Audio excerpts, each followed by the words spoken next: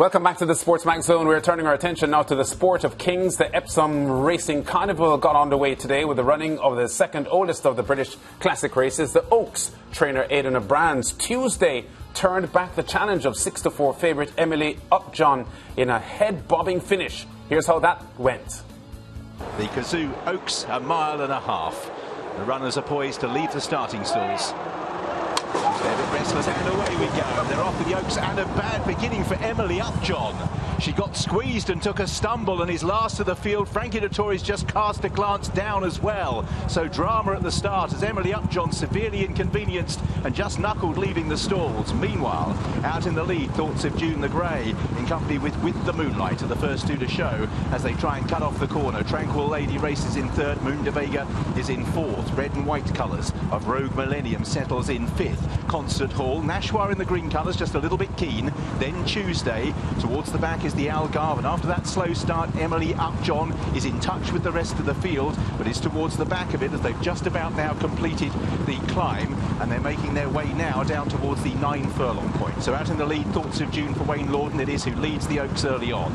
In second place, in the blue colours with the Moonlight, the pace just an even one. Racing in third is Tranquil Lady. Moon de Vega in the blue colours on the outside, and then in fifth place Rogue Millennium as they continue to make the turn, just about to reach the highest point of the course. Concert Hall in the purple, racing just ahead of the green colours of Nashwa. White and green of Kawida. Tuesday in the dark blue, Emily Upjohn has got past the outsider, the Algarve, but is still one from the back as they now prepare to make the turn downhill towards the trademark Tatnam corner. And Thoughts of June out in the lead, has the advantage from Tranquil Lady, disputing second with the Moonlight as they continue now to make the turn and the descent. Moon de Vega disputing fourth place with Rogue Millennium. Concert Hall comes next from Nashwa in the green, racing in about seventh with Kawida coming next. Tuesday, and then Emily Upjohn will have to have been plan B after that mishap at the start, but she is close enough. And last of all is the Algarve. So they're running down the hill now, preparing to turn in at Tatnam corner, and Thoughts of June for the first time is asked for more, with the Moonlight in second place. Then in third is Tranquil Lady. Moon de Vega, Rogue Millennium. Nashwa just needs a little bit of racing room as they move off the running rail. Then Concert Hall, Emily Upjohn coming down the extreme outside. Frankie Dettori in the red. Then towards the inside is Tuesday. Thoughts of June is heading for home now. Still leads. Tuesday on the right-hand side is the first to challenge, and Tuesday now moves through to the lead. Down the outside, trying to stay on Rogue Millennium. Holly Doll looking for room on Nashwa, is now in pursuit of the leader. Emily Upjohn down the outside is staying on as well. It's Tuesday who has the lead. Emily Upjohn on the outside, eating into the leader's advantage. 150 yards to go. Tuesday has the lead. Emily Upjohn half a length to find. Tuesday, Emily Upjohn surging at the line, and Mariah's gone up for a famous victory in the Oaks. Emily Upjohn nearly lost it at the start. Mariah won it right on the line. Tuesday second, Nashwa third, then Tranquil Lady. Emily Upjohn coming at Tuesday. The heads went down. What do you think? Wow, that's close. It is literally heads up. Yeah, huge disappointment for the favourite Emily Upjohn. Beaten at the start, George. Had problems coming out of the starting gates and lost a lot of ground there in spite of the Tories' valiant effort at the end. Yeah, if she had jumped cleanly, she would have been about fourth or fifth on the outside. She doesn't need cover because she's such a good mover. And he would have been able to be closer to the pace, to be able to wind up the pace from earlier and make it a true test of stamina at the end. A couple of things happened in that race, apart from the fact that she threw it away at the start.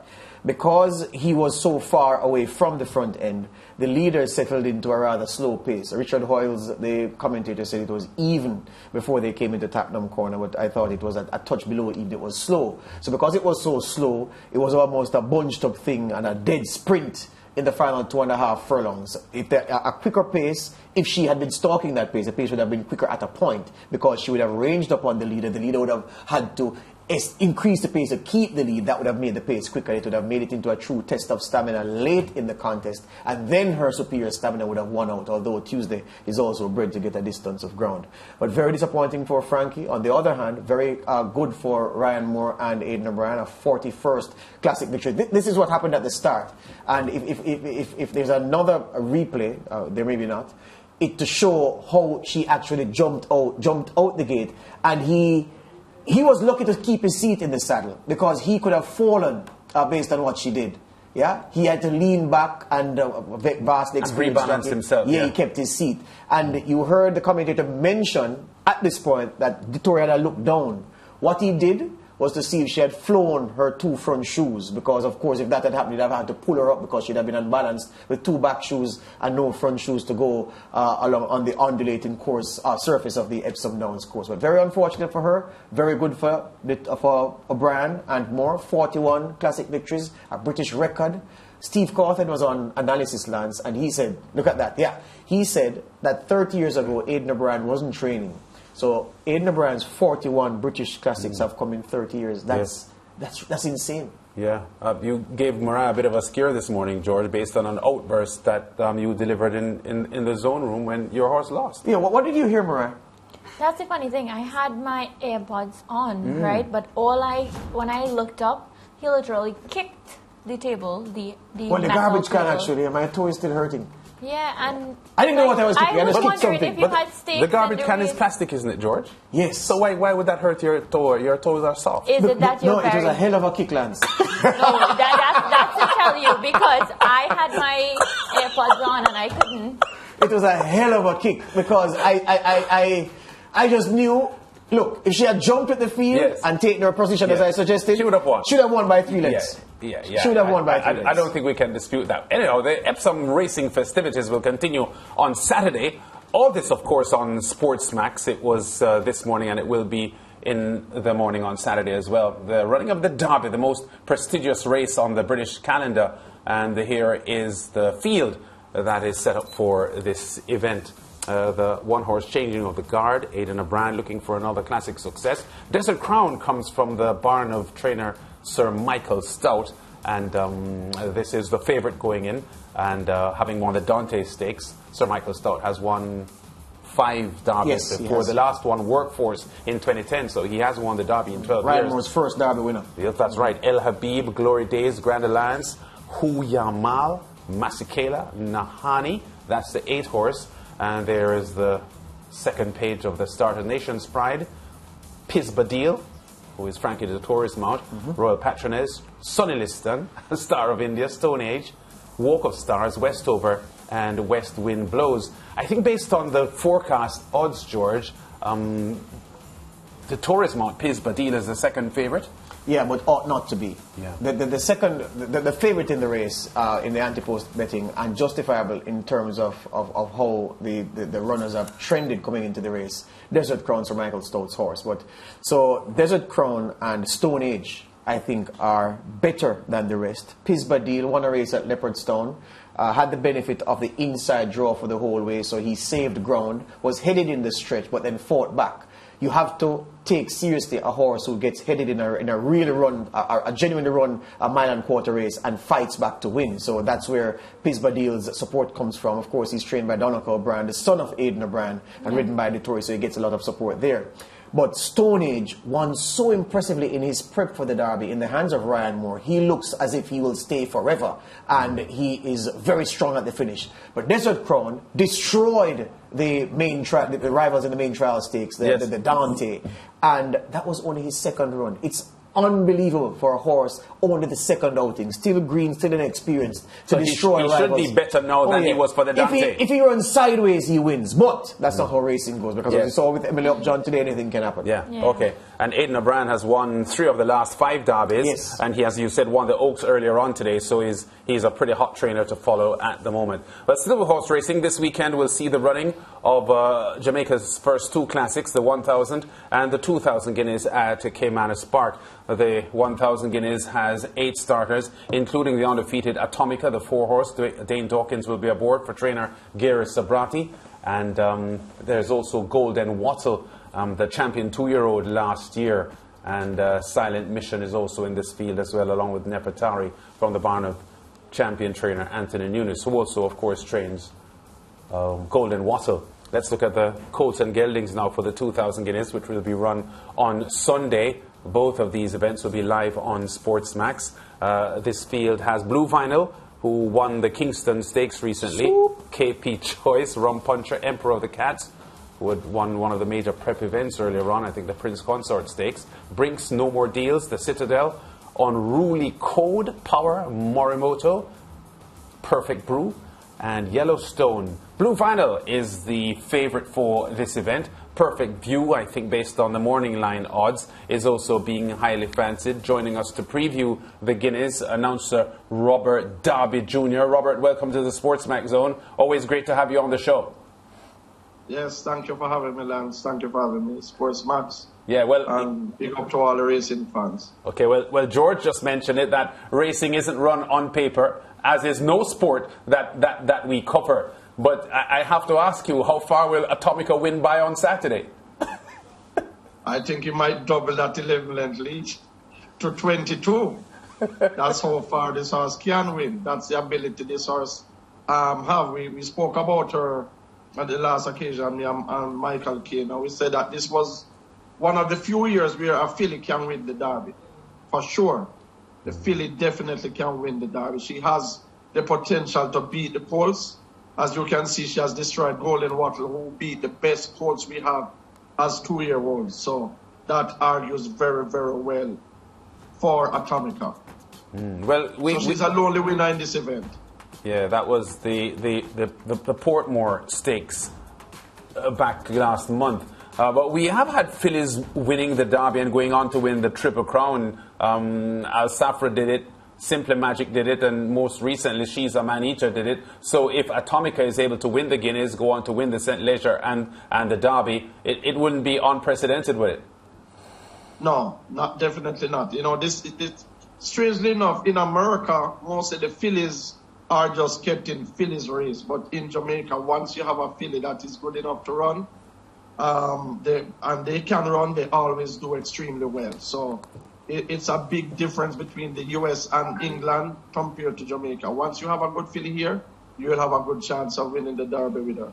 All right. I'm sure race fans want to know, Robert. So if Atomica is a certainty, if she has luck in racing and she reports fit and ready, who is likely to follow her home in the 1,000 Guineas? It would either be Nefertari for me or the improving Our Angel, who wisely, and this is what a lot of people need to learn, a lot of trainers need to learn. Try and help your horse to run the best position. What am I saying? Robert Pearson wisely told his jockey, look here, just hold this horse off the pace and come running on, because you won't be able to beat Atomica. And she came second. So if they take that same course of action again, Our Angel can also run second. But if you're trying to win, you will end up, not hitting the board at all. So races like these where you have an out-of-class horse, the best thing to tell your jockey is sit off the pace and hope for and run for your best position. If Atomica breaks down, if racing luck does attend you and the jockey drops off at the furlong, whatever, then you can try and win the race from there. But the safest thing is to get your best position against Atomica. Right, so you're saying Nefertari and Our Angel to follow her home. In that order? Our Angel over Nefertari, because, Nefertari has that bad gait habit that she just simply is not getting over it. Yeah. Let's talk about the 2,000 Guineas. Blue Vinyl, I was singing that one's credentials to you the last time we spoke ahead of the Kingston. Some people are worried about the one draw. What say you? A little bit worried. You're going to have to call me a wagonist now. That's fine. There's space for you. There's space for you on the wagon. There's space for me? Yes. Why I saw Wacky Lynch and he didn't mince his words when he saw me. So I told him that, look here, I already bought my Blue Vinyl and I'm going to wrap the car blue. So you'll soon see that as well. When I'm wrapping it blue, I'll make sure Carl Sportsmax to get a clip of that one. For sure. Right, so I'm wrapping my car blue. Definitely wrapping my car blue. But Robert, the one draw. Yeah, the one draw. The difficulty with the one draw. Tell us from your experience as a trainer what is likely to happen. What is likely to happen is if Blue Vinyl is slowly into stride, then you will have a lot of speed horses in the race. Now you have Yellowstone, you have Emperors of the Cat, and there's another speedster in the race. I think it's Unruly Dude, will just be a rather cheap speed, I think. So those horses will come and claim the rail, and then the run-on horses will be sitting right beside Blue Vinyl if he breaks bad and then he will have no room to come from outside because the run-on horses have taken that position, and the horses in front that are stopping is going to cause problems. So that is where the danger lies for the inside draw. But luckily for Blue Vinyl, when I watched him on the last occasion, he had so much pace. He was right there on the lead from the half mile. He was about, 2-3 lengths off it for the first 4 furlongs behind Emperors of the Cat. And then from the half mile, he came in between horses bravely and stood there, hold his ground, and then make a big move at the 3, and the rest was history.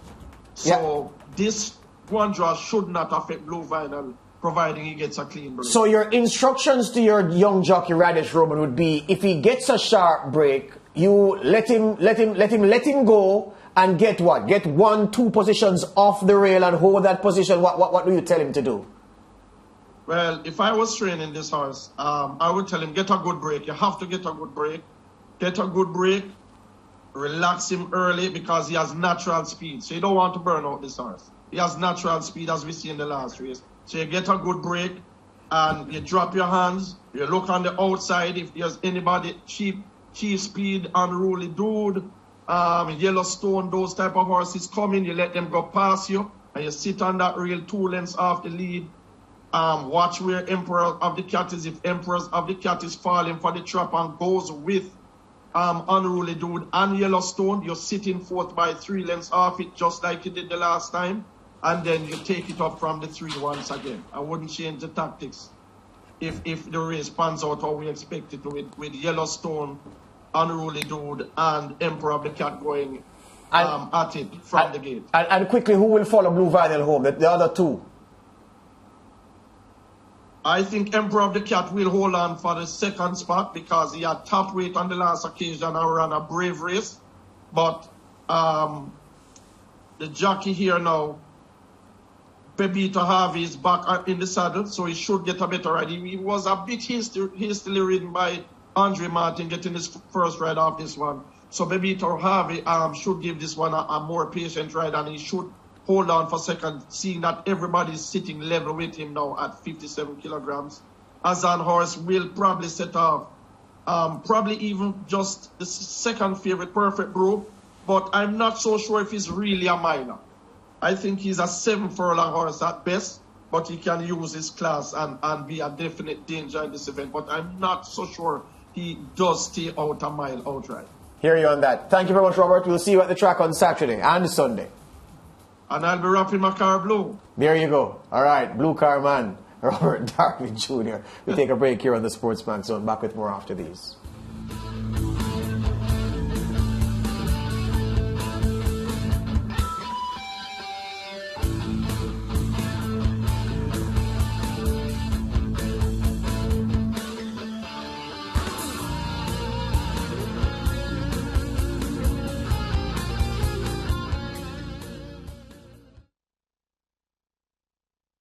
Stay with Sportsmax on YouTube and follow us on all social pages for updates, news and entertainment.